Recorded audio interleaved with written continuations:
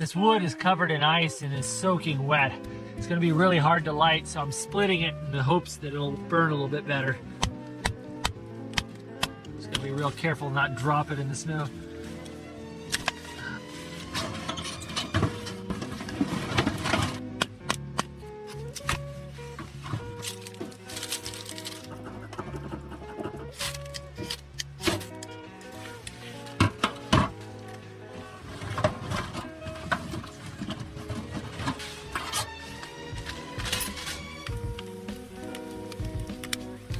Well, the fire's barely going and it's heating up quite nicely in here, making my pants steam.